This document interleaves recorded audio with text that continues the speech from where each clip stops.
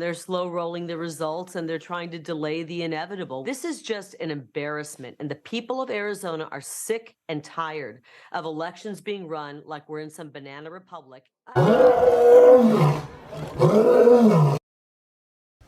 So as we've heard by now, looks like the Arizona Senate race has been called for Mark Kelly, the Democrat incumbent, and the Nevada Senate race has also been called in favor of the incumbent Mastro, Catherine Cortez Mastro. So the Democrats are going to retain, they're going to retain control of the Senate. The GOP should still retake the House, even though there are a lot of races that have yet to be called. But I want to talk about Arizona very briefly because what's happening out there is absolutely abysmal. It's unacceptable. And for them to have a Republican-controlled legislature, even though by a slim margin, and a Republican governor, it just doesn't make sense that Arizona's having the shenanigans that they're having, and it's very frustrating. So, situations like this is why we question elections. This is why there have been several legislatures across the country to strengthen election integrity laws, and the Democrats use COVID, as we all know, as a way to get mass mail-in ballots, and we've had red mirages across the country where the Republican will be up, and then all of a sudden all these freaking mail-in ballots will start pouring in, and then all of a sudden the Democrat wins. And there's a clip that I want to show by Tucker Carlson that explained this very, very articulately. So here's just a little clip from CNN melting down about Kari Lake questioning the elections, but can you blame her? Right now, I want to bring in the chairman of the Maricopa County Board of Supervisors, Bill Gates. Mr. Gates, thanks very much for joining us. As you probably know, the Republican gubernatorial candidate, Kari Lake, has election officials. She says she's accusing you and election officials of intentionally misleading and going ahead and rolling this process forward, and she's worried about the integrity of what's going on. Of course she's worried about the integrity, Wolf Blitzer. And this election official out of Maricopa County, they're calling him the other Bill Gates. He's in on it too. I mean, it's clearly obvious what they're doing. They're dragging the process out. It's not... I don't even think it's an issue of incompetence. In this clip I'm about to play by Tucker Carlson, he tells us that they have a budget of over $4.5 billion for their county operations. Maricopa County, for those of you that don't know, I'm a demographics fanatic. I study the data of population and just demographics religiously for the past 30 years. I've been studying it. And Maricopa County is one of the 5 biggest counties in the country by population. Number 1 is LA. Number 2 is Cook, which is Chicago. Number 3 is Harris, which is Houston. And number 4 is Maricopa. It's the 4th biggest county in the country. 4.5 million plus people. Harris County, Texas, which is Houston, has a little bit more than Maricopa. And they get theirs done with no problem. Chicago, Cook County got theirs done with no problem, which is a Democrat stronghold. And so does LA County, which has about 10 million people. So if these big, giant counties can get their elections done in a timely fashion without all these hiccups and slow rolling the process, so can Maricopa County. It's a combination of incompetence and, you know, just playing with the voters, just trying to stick it to Kari Lake. This is if the Democrat Katie Hobbs running against Kari Lake was blowing her out the water, the race would have been counted and would have been done maybe by Wednesday. I guarantee it. We had a similar situation in Georgia here during COVID, and the Democrats capitalized on it, and I wish the GOP wouldn't have let them. That's why we got to root out the rhinos. But there was so much outrage by the Georgia GOP base that the Georgia GOP had to do something about those election laws that we had here. So we cleaned up Georgia. The SB 202, Senate Bill 202 that the Georgia legislature created, was it perfect? No. I still wish we wouldn't do early voting for 2 whole weeks. I think 1 week of early voting is fine, but It's better than what some other states do. As we all know, Pennsylvania started early voting way back in September. But yeah, Georgia, we cleaned up in Georgia. We cleaned up our elections in Georgia, which is good. We still have the no excuse mail-in, absentee voting, but it's not nearly as widespread as it was during COVID. I think we had maybe 200 to 300,000 mail-in ballots this year. I think mail-in ballots should be restricted to the elderly, to the sick, and to the handicapped. If you're able to get up and go to work, if you're an able-bodied individual, you got 2 whole weeks. You should be able to get up and go vote. But anyway, that's another conversation for another day. Let me let you hear what Tucker has to say. Well, we will be going into next week. There's some onesie-twosies, again, pursuant to Arizona law, but I think that we'll see the lion's share here wrap up by early next week. Early next week, can you give me a day? Are we talking Monday? Or we? Maybe. As long as you won't hold me to it. Can you tell us, Mr. Official, Mr. Election Official, when we might learn who won the election? Maybe, as long as you don't hold me to it. That was the chairman of the Maricopa County Supervisors. Notice what you did not hear in that exchange. You did not hear an apology. The guy in charge of election results never said sorry for not providing those results. It's hard to understand this. It's not a resource problem, certainly. The budget of Maricopa County is about $4.5 billion a year. For perspective, the entire Hoover Dam cost $890 million to build. And yes, that is in adjusted dollars.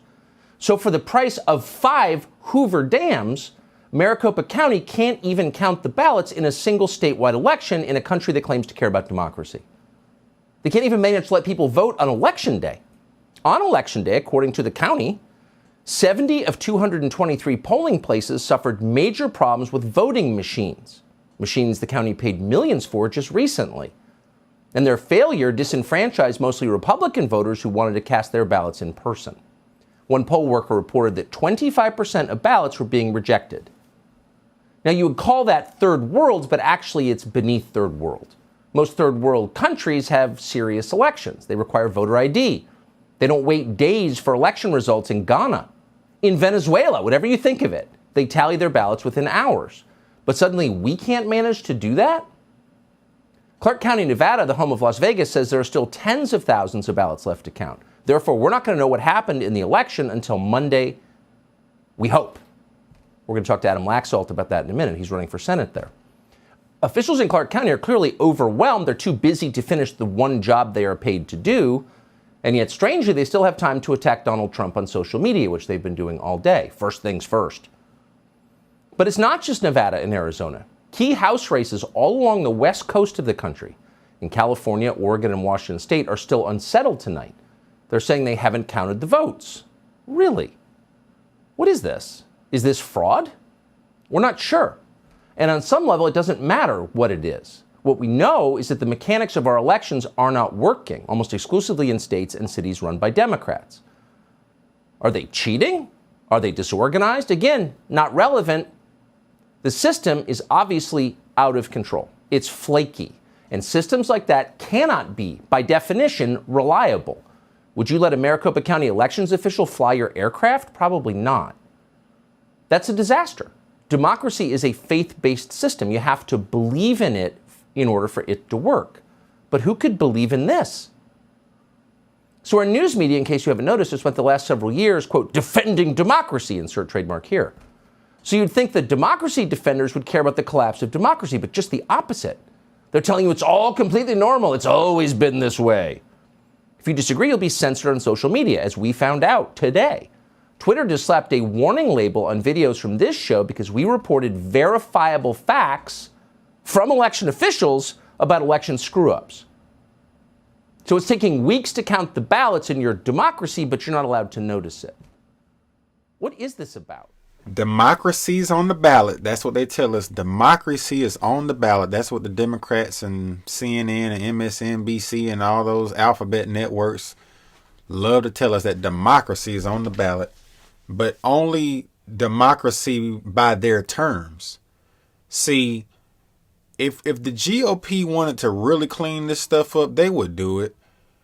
We need to stop, we the voters, we need to stop allowing our GOP elected officials, where we have the power in certain states like Arizona, like here in Georgia, the Midwest is a little bit different. They're kind of split, and some of those states are swing states like Wisconsin and Michigan. Ohio, they take care of business pretty well. Indiana, they take care of business pretty well. Pennsylvania, that's, some parts of it are the Rust Belt. Some of it have an East Coast vibe, depending on what part of the state you're in. Philly versus Pittsburgh versus the middle. But we can't keep playing by Democrat rules in Republican states. Because on the inverse, the Democrats don't play by Republican rules when they have the power. So why does the GOP capitulate? Why does the GOP bend over? When the Democrat Party tells the GOP to bend over, they say, do you want me to grab my knees or do you want me to grab my ankles? We don't tell them to bend over. We just let them punk us out, and they get a chance to win when they shouldn't really have a chance. Arizona has had massive demographic change. It has grown over the years. I get it. So has Georgia. And the demographics, changing from a white majority to a non-white majority in many states is happening here in Georgia, like Arizona. But I think we're going to be fine in Georgia as long as black men continue to move to the right. We're not moving right in this great a fashion as the Hispanics, but we are moving to the right, which is good. And that's going to help Georgia long term. We just have to make it more. We have to increase the black male realignment. Black women, they're not there yet, but they'll follow in due time. I'm not worried about them right now. I'm worried about election integrity, and I'm worried about putting strong GOP officials in power that are going to stand up. You want to see how elections can look? Look at Florida, the third biggest state in the country. They have almost 3 times the population of Arizona. Texas has almost 4 times the population of Arizona, and they're getting it done. Texas spans 2 time zones. Florida spans 2 time zones, and they have lots of big counties, lots of them. Dallas County, 2.6, 2.7 million. Tarrant County, that's Fort Worth, 2 million plus. Bayard County, San Antonio, 2 million plus. Travis County, that's Austin, almost 2 million. You know what I mean? Florida, same thing. They got multiple counties with over 1 million people as well. And they're getting it done. There's no excuse. The only county in the state of Arizona with millions of people is Maricopa. There's no excuse. No excuse whatsoever. I'm going to finish up with this little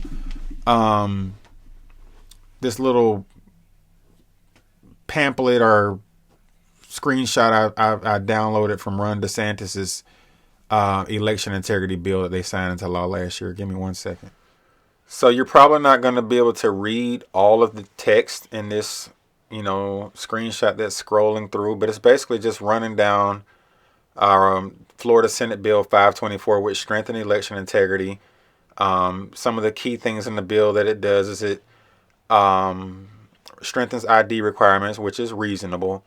And one of the critical parts of the legislation that I found to be, intriguing was it, increases the punishment for ballot harvesting from a first-degree misdemeanor to a third-degree felony, punishable by up to 5 years in prison, $5,000 fine, and up to 5 years of probation. So they're not playing no games down there in Florida.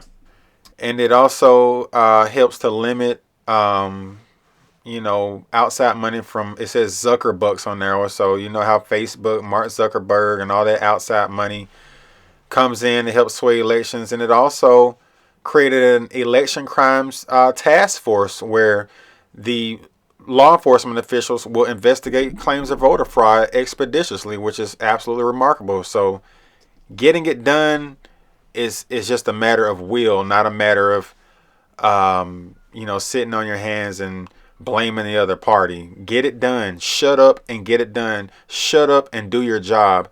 And we should stop rewarding these people with our precious votes if they're not going to do their job. And I'm not going to say that the Florida model is perfect. I'm not going to say that the Florida model is the end all be all, but damn it, it's working for them. Third biggest state in the country, elections called by 9 o'clock Eastern Standard Time. So excited about this election, so ready for a change. And immediately they had problems. We found out today that more than a third of our polling places in Maricopa County had machines that didn't work. That's unacceptable. Voters walked away from the line because they couldn't wait and they didn't want to go to a place where the machines weren't working. We need to change what's happening, and we will, and we can do a lot. On day one, I've already said I'll take the oath of office, remove my hands from the Bible, issue a declaration of invasion, and right after that, we're going to call a special session, bring lawmakers in, and say, let's make sure we restore faith and honesty to our elections. We can't have election month anymore, Brandon.